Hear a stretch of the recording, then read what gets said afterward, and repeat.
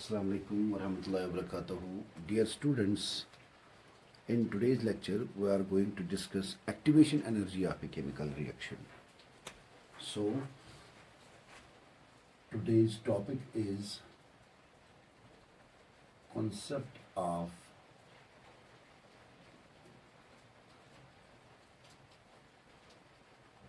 activation energy, इसको denote किया जाता है EA से।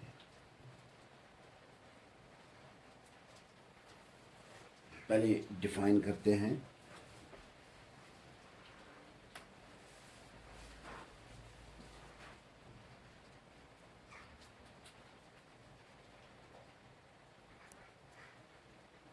The amount of energy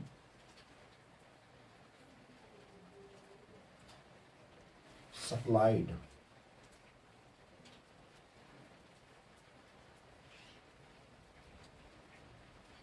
to reacting species in their normal energy state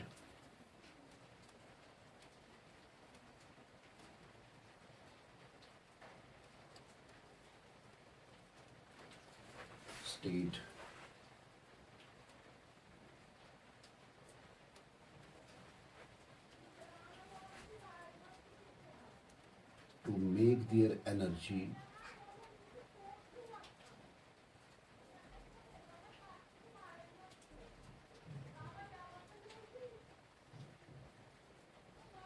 equal to threshold energy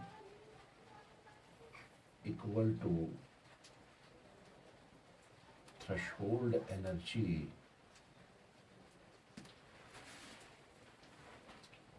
is called as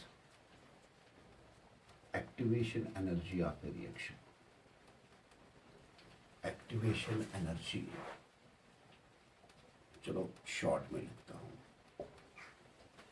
समझाना हो तो ग्राफिकल मेथड सबसे आसान तरीका है, लेकिन मैं उससे पहले और एक एडिशनल चीज आपको बोलूँगा। मान लीजिए ये दो स्फीयर्स जो है, ये मान लीजिए दो रिएक्टिंग पार्टिकल्स है, चाहे फिर ये रिएक्टिंग पार्टिकल एटम है, आयन है या मॉलिक्यूल है, ये यहाँ पर बिहेव करते हैं just like hard spheres. Effective collision के लिए, यानी इनके दरमियान जो इफेक्टिव कोलिजन होता है वो डिमांड करता है, मान लीजिए बेटा 20 जूल्स ऑफ एनर्जी। 20 जूल्स, तो ये 20 जूल्स ऑफ एनर्जी जो है बेटा, ये बन जाता है थ्रेशोल्ड एनर्जी। तो आपको पता लग गया इन पार्टिकल्स के दरमियान तब ही इफेक्टिव कोलिजन हो जाएगा जब इनके पास 20 जूल्स का एनर्जी अवेलेबल होगा। लेकिन पहले इनके पास 20 जूल्स नहीं है, बल्कि इनके पास 8 जूल्स ऑफ एनर्जी है। 8 जूल्स ऑफ एनर्जी है, सुन लेना। ये 8 जूल ऑफ एनर्जी जो है, इसको बोलते हैं average kinetic energy.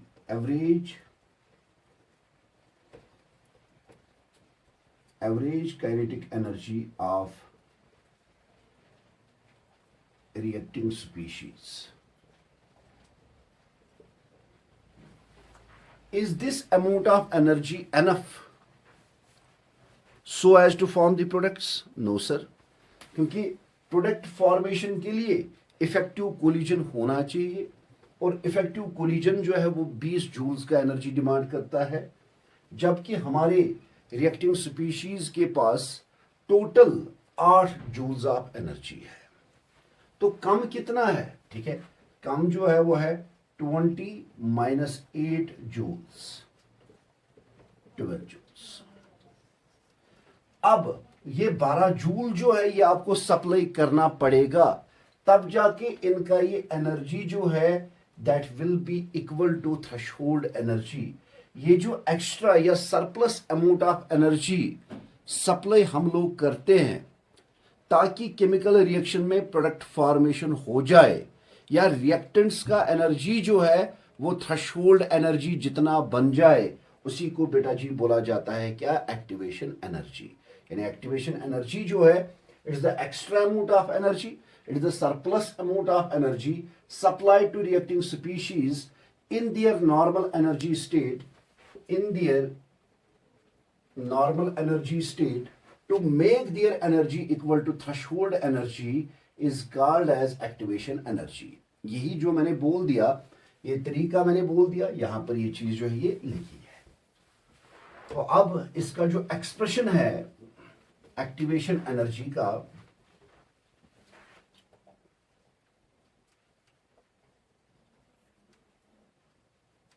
Activation energy, ठीक है भाई, is equal to threshold energy, threshold energy minus average kinetic energy possessed by reacting species। बहुत ही इंपॉर्टेंट है सर। ग्राफिकली किस तरह इसको एक्सप्लेन करोगे?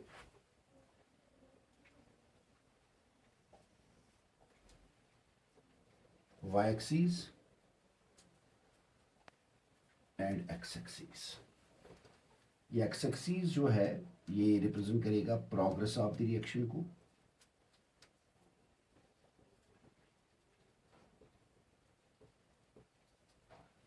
और वाई एक्सिस जो है ये रिप्रेजेंट करेगा एनर्जी को। सुन लेना,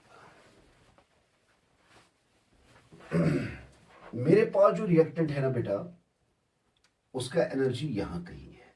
मैं रिप्रेजेंट करूंगा रिएक्टेंट को आर से, ठीक है भाई।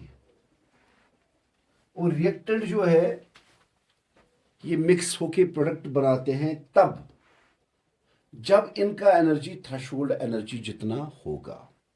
लेकिन थ्रेशोल्ड एनर्जी जो है वो यहां कहीं है, ठीक है भाई। यानी बॉटम से लेकर इस पॉइंट तक का एनर्जी जो है that is the threshold energy. Bottom से लेकर यहां तक का जो एनर्जी है it is the average kinetic energy of the reactants. तो इतना अमाउंट ऑफ एनर्जी जो है ये आपको सप्लाई करना पड़ेगा, तब जाके आपके रिएक्टेंट्स जो है वो कन्वर्ट हो जाएंगे प्रोडक्ट्स में। और मैं प्रोडक्ट का एनर्जी जो है वो यहां कहीं रखता हूं। This is the product, R is the reactant, P is the product. अब देखिए भाई,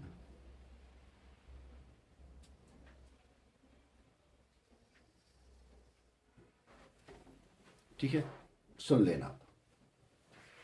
यहां से लेकर यहां तक थ्रेशोल्ड एनर्जी है, यहां से लेकर यहां तक एवरेज काइनेटिक एनर्जी रिएक्टेंट्स का अपना है, क्योंकि रिएक्टेंट्स के पास कुछ इनहेरेंट अमाउंट ऑफ एनर्जी भी होगा ना, due to the their motion, particles की मोशन की वजह से उनके पास ऑलरेडी कुछ अमाउंट ऑफ एनर्जी होता है जिसको हम बोलते हैं एवरेज काइनेटिक एनर्जी। क्योंकि पार्टिकल्स जो है वो ट्रांसलेशनल मोशन भी करते हैं, ठीक है, रोटेशनल मोशन भी करते हैं, वाइब्रेशनल मोशन भी करते हैं, अगर गैस फेज या लिक्विड फेज में होगा रिएक्शन। यूजुअली तो उसी फेज में रिएक्शंस को कराया जाता है। अब यहां से लेकर इतना अमाउंट ऑफ एनर्जी रिएक्टेंट्स के पास ऑलरेडी है, तो लेकिन होना इतना चाहिए, तो इसका मतलब ये है ना सर, यहां से लेकर यहां तक ये जो अमाउंट ऑफ एनर्जी होता है ये सप्लाई करना पड़ता है ताकि रिएक्टेंट्स का एनर्जी जो है वो बराबर हो जाए to that of the threshold energy, और वो इस बैरियर को क्रॉस करके क्या बना पाए, प्रोडक्ट्स बना पाए। देखिए भाई, मैं यहां पर एक लाइन खींचूंगा। जब आप ये लाइन खींचते हैं ना तो आप बोलोगे सर ये हमारी रिएक्शन का, फॉरवर्ड रिएक्शन का एक्टिवेशन एनर्जी है, ये आप, ठीक है भाई। बैकवर्ड रिएक्शन का अपना एक्टिवेशन एनर्जी होता है,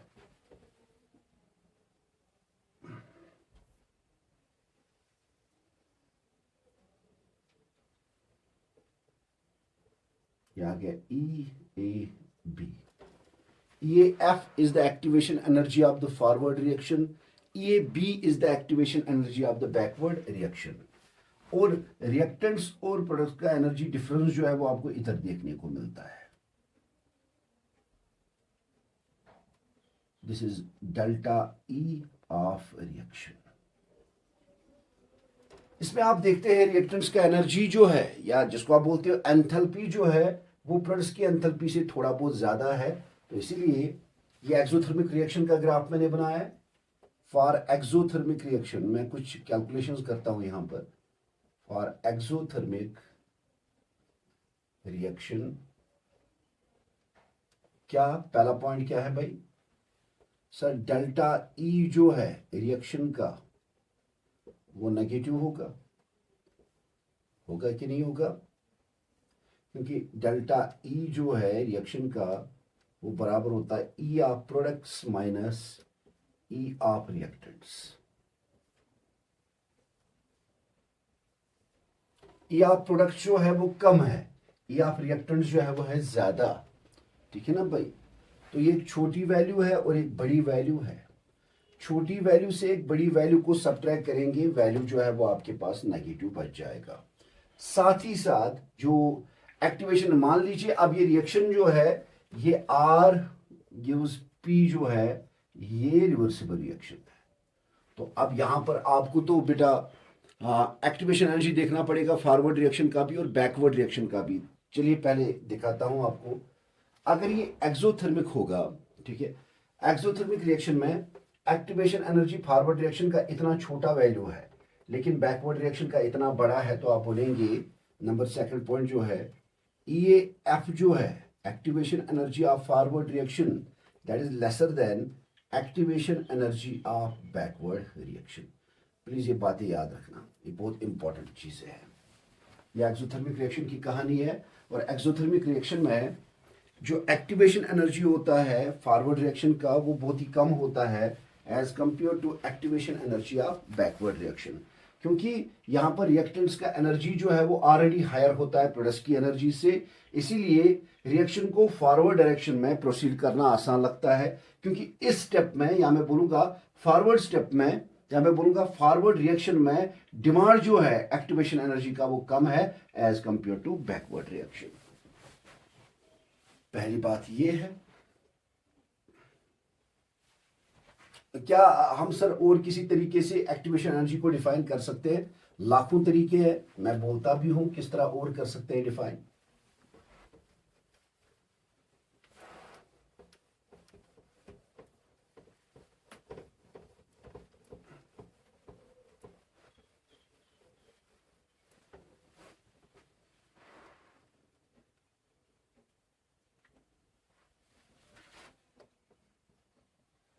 The extra or surplus amount of energy supplied to reacting species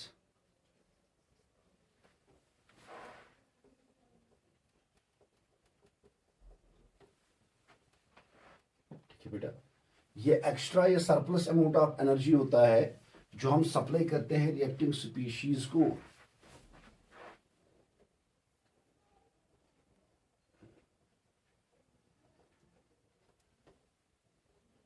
in order to make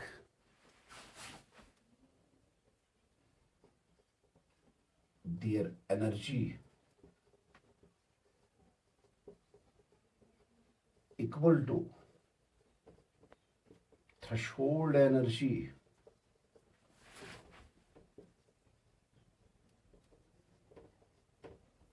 is called as activation energy या E।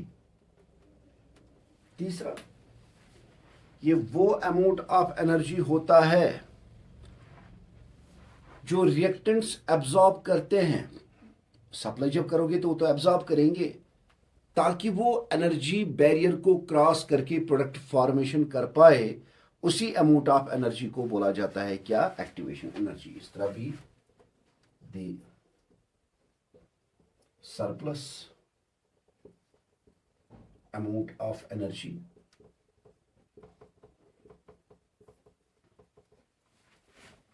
absorbed by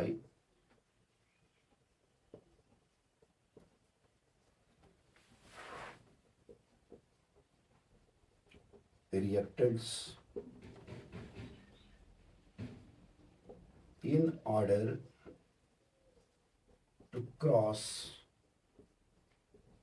the energy barrier, in order to cross the energy barrier so as to form the products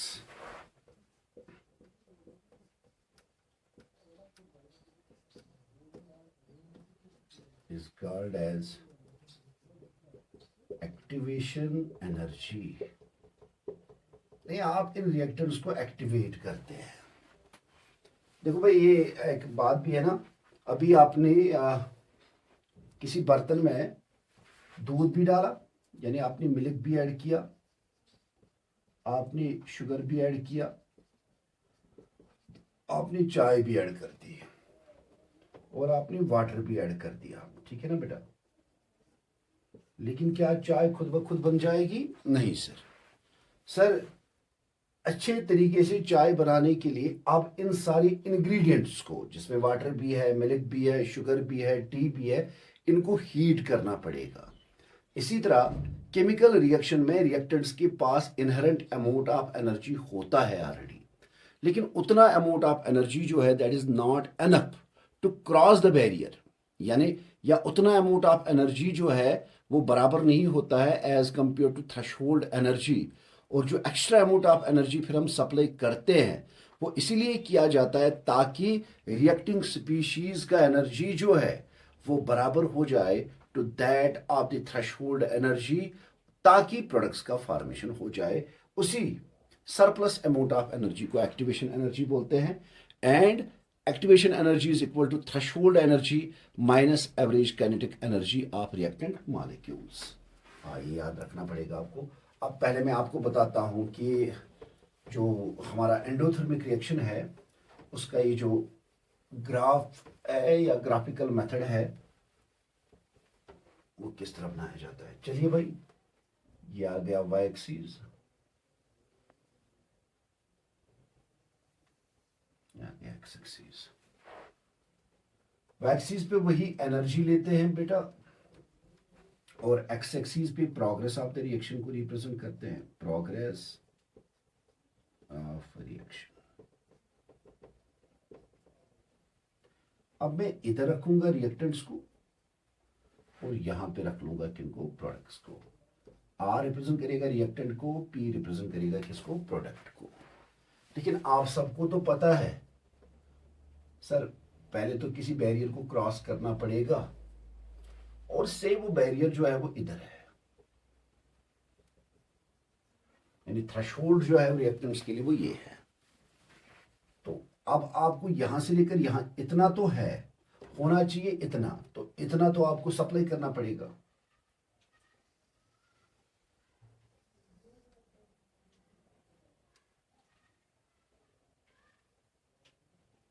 पूरा ही दिखाते हैं।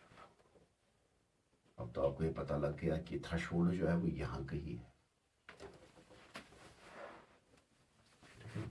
Average kinetic energy जो है वो यहां कहीं है, नहीं यहां से लेकर यहां तक एवरेज काइनेटिक एनर्जी है, यहां से लेकर यहां तक थ्रेशोल्ड है, तो फिर यहां से लेकर यहां तक एक्टिवेशन होगा। चलिए लाइन अब खींच लेते हैं।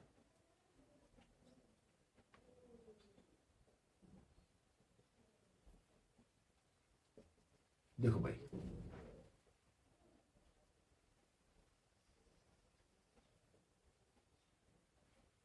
मान लीजिए रिएक्शन इस तरह है, R reverse B gives P. Forward reaction जो है वो इस वक्त एंडोथर्मिक है। ये आ गया activation energy of forward reaction.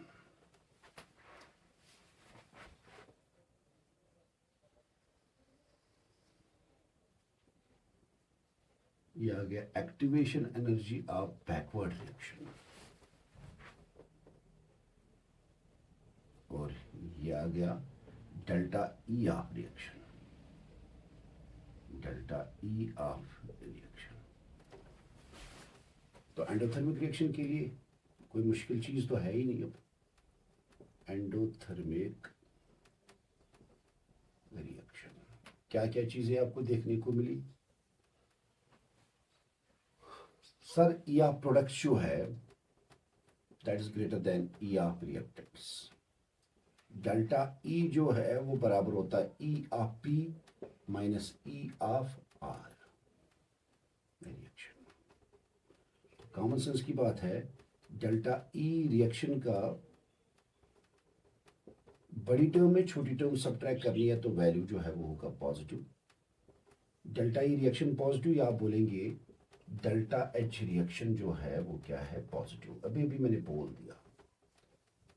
उसके बाद आपने ये भी देखा कि यहाँ पर फॉरवर्ड रिएक्शन का ही एक्टिवेशन एनर्जी जो है वो बैकवर्ड रिएक्शन से ज़्यादा होता है। तो ये बात भी याद रखेंगे।